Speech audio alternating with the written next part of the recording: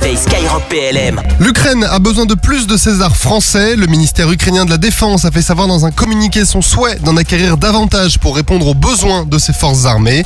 Selon son adjoint, les Césars ont démontré une grande efficacité et une grande précision au combat depuis le début du conflit et la livraison de ces canons par la France ou le Danemark. Au total, l'armée ukrainienne a reçu 49 camions équipés d'un système d'artillerie de 155 mm César, dont 18 par l'armée de terre française en 2022. 6 de ces obusiers automoteurs auraient été détruits dans le conflit avec la Russie. Une escale coopérative pour le Jacobet en Afrique après une mission de surveillance maritime réalisée avec l'avion Falcon 50 à Dakar au Sénégal. Le patrouilleur de haute mer Jacobet a accosté à Conakry en Guinée pour une escale coopérative.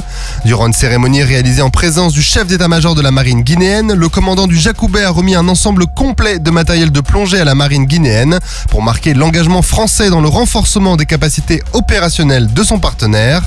L'escale s'est conclue par un exercice conjoint de visite en mer et une patrouille de surveillance des pêches.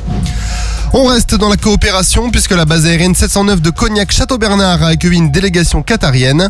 Cette visite a permis des échanges avec l'école de l'aviation de chasse dans le cadre de la coopération bilatérale franco-qatarienne.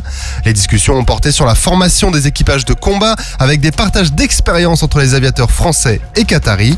Cette coopération met aussi en lumière les projets communs de défense entre les partenariats dans la formation et les opérations entre les deux pays. Et pour les fêtes de Noël, les armées se sont mobilisées. Bel exemple avec la gendarmerie d'Arras. Pour la 4e année de suite, les gendarmes de la brigade motorisée d'Arras ont organisé une collecte de jouets et ont ainsi rassemblé des dizaines de dons auprès des familles des gendarmes. Un petit camion a ainsi pu quitter la caserne de gendarmerie d'Arras avec des jouets destinés aux enfants défavorisés des Restos du Cœur.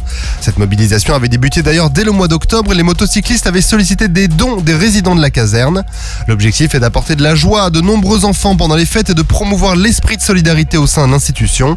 Cette année, la collecte a atteint 2 mètres cubes de jouets qui ont donc été remis au Resto du Cœur pour le bonheur de plusieurs dizaines d'enfants.